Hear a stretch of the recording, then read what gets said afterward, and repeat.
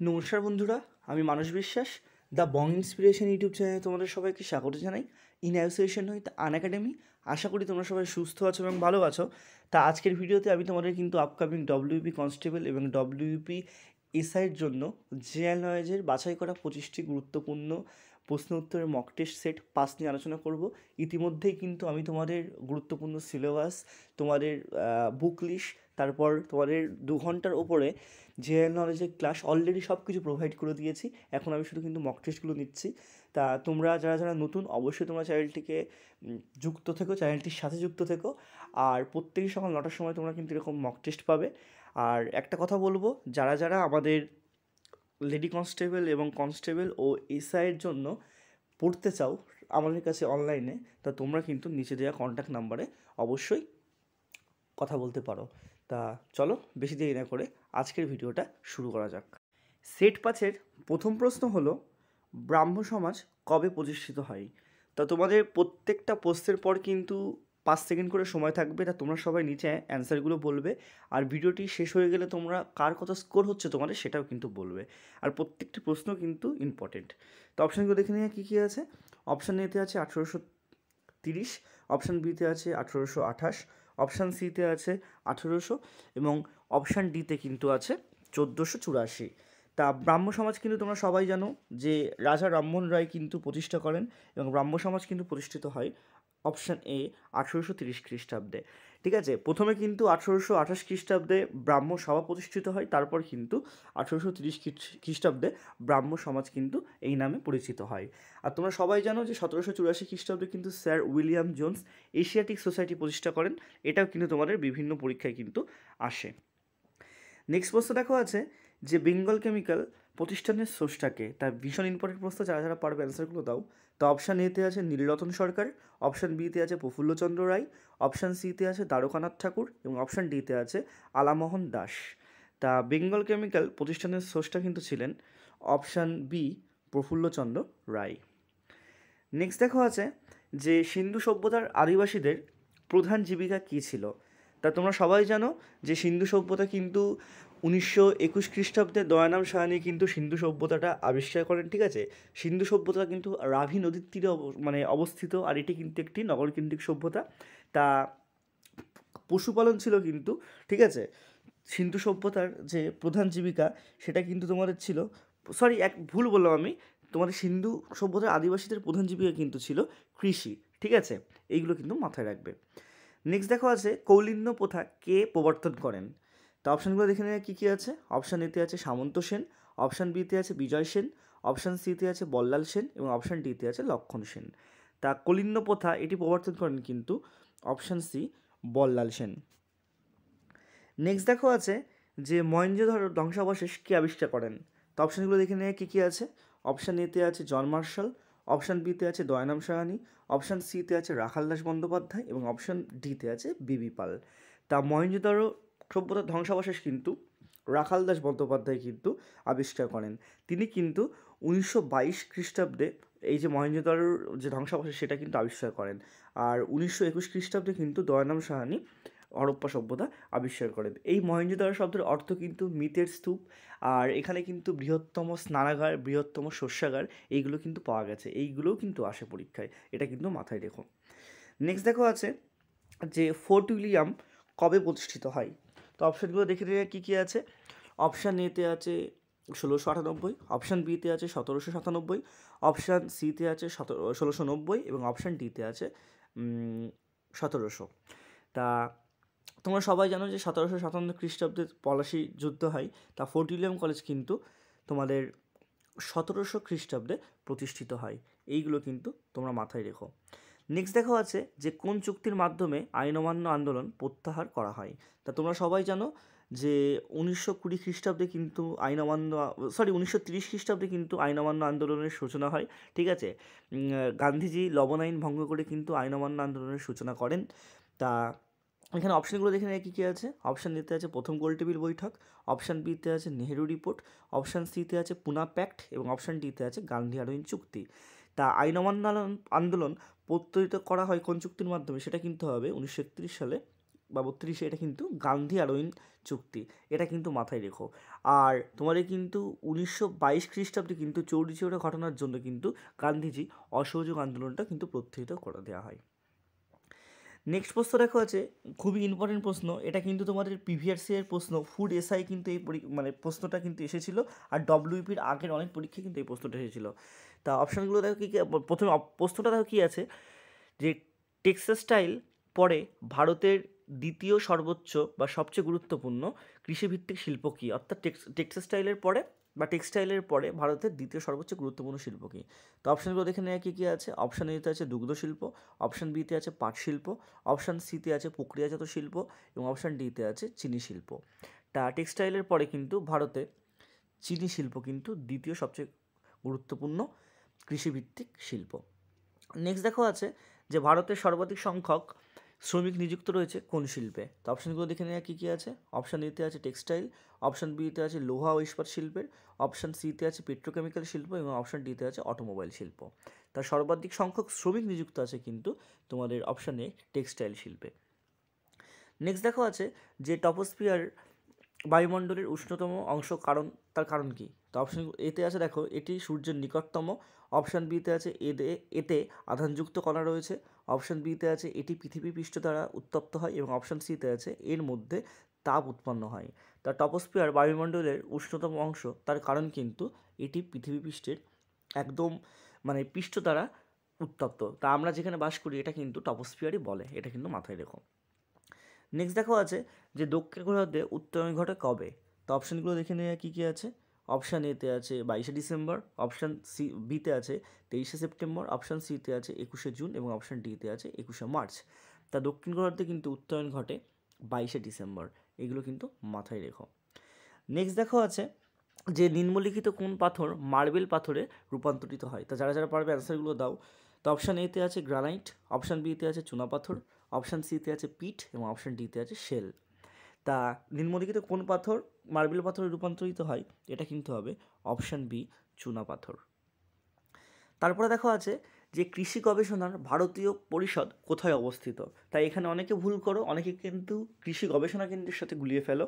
তা সেটা কিন্তু কৃষি গবেষণা কেন্দ্র বললে কিন্তু হবে দেরাদুন, আর কৃষি গবেষণার ভারতীয় পরিষদ এটা কিন্তু অপশান সি নয়াদিল্লিতে অবস্থিত, এটা কিন্তু মাথায় রেখো।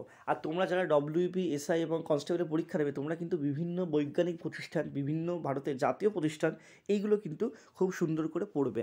যারা যারা আমার ব্যাচে যুক্ত হয়েছে তো আমি কিন্তু এইগুলো তাদেরকে অলরেডি দিয়ে দিয়েছি বা দিই, সেগুলো কিন্তু তোমরা মাথায় রেখো। তা তোমরা কিন্তু পেড ব্যাচেও যুক্ত হতে পারো। নেক্সট দেখো আছে যে সংবিধানের কোন ধারায় রাজ্যপালকে রাজ্যের শাসন বিভাগের ক্ষমতা দেওয়া হয়েছে। তা এটা কিন্তু ভীষণ ইম্পর্ট্যান্ট একটা প্রশ্ন, আর এই প্রশ্নগুলো কিন্তু বিভিন্ন পরীক্ষায় তোমাদের আসে। তা অপশান এতে আছে 156 নম্বর ধারা, অপশান বিতে আছে 155 নম্বর ধারা, অপশান সিতে আছে 154 নম্বর ধারা এবং অপশান ডিতে আছে 153 নম্বর ধারা। তা সংবিধানের কোন ধারায় রাজ্যপালকে রাজ্যের শাসন বিভাগের ক্ষমতা দেওয়া হয়েছে, এটা কিন্তু হবে অপশান সি 154 নম্বর ধারায়। ঠিক আছে। নেক্সট দেখো আছে যে রাজ্য সরকারের মন্ত্রীরা যার কাছে যৌথভাবে দায়বদ্ধ তিনি হলেন কি। তো অপশানগুলো দেখে নেওয়া কী কী আছে।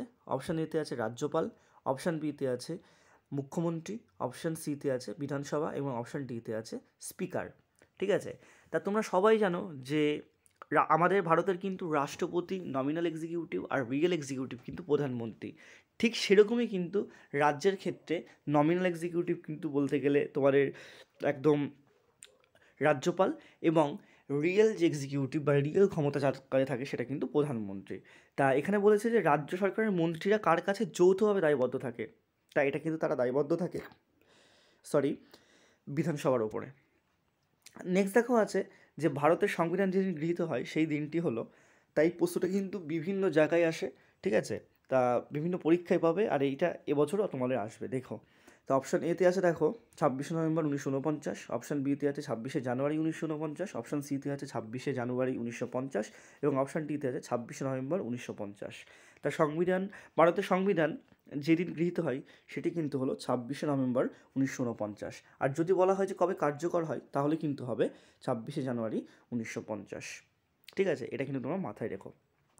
নেক্সট দেখো আছে যে দেশের সংবিধান থেকে প্রস্তাবনার ভাবনাটি গৃহীত হয়েছিল সেই দেশটির নাম কি। তো অপশানগুলো দেখে নেওয়া কী কী আছে। অপশান এতে আছে ইউকে, অপশান বিতে আছে কানাডা, অপশান সিতে আছে অস্ট্রেলিয়া এবং অপশান ডিতে আছে ইউএসএ। তার যে দেশের সংবিধান থেকে প্রস্তাবনার ধারণাটি গৃহীত হয়েছে সেটা কিন্তু হবে অপশান ডি ইউএসএ।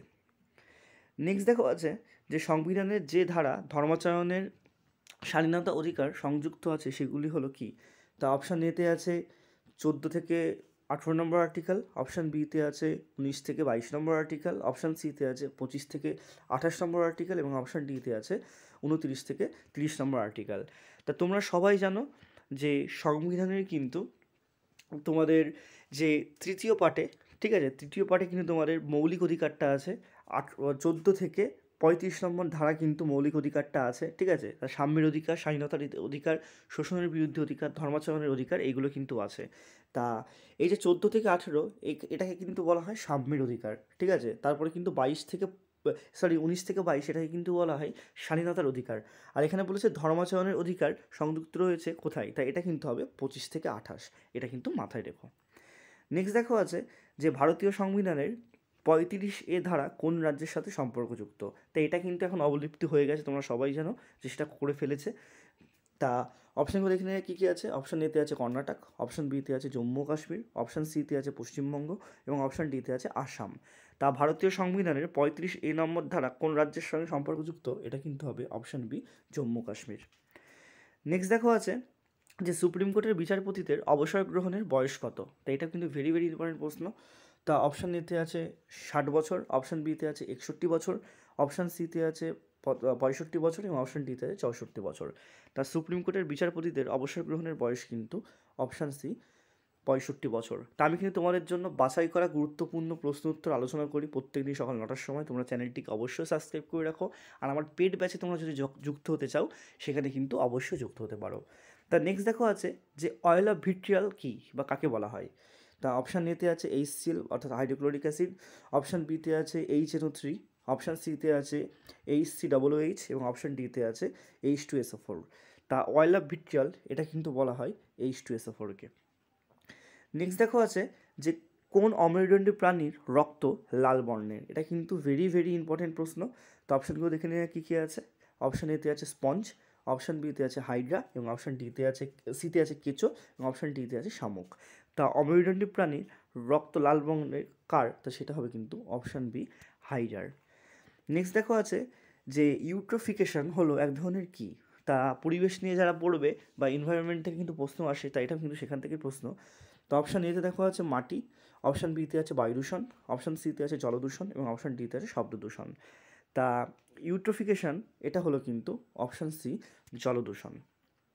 নেক্সট দেখো আছে যে নিম্নলিখিত কোন রোগের কারণ ব্যাকটেরিয়ার সংক্রমণ নয়। তা এটা কিন্তু ভেরি ভেরি ইম্পর্টেন্ট প্রশ্ন, ঠিক আছে। এটা কিন্তু প্রিভিয়াস ইয়ারের প্রশ্ন।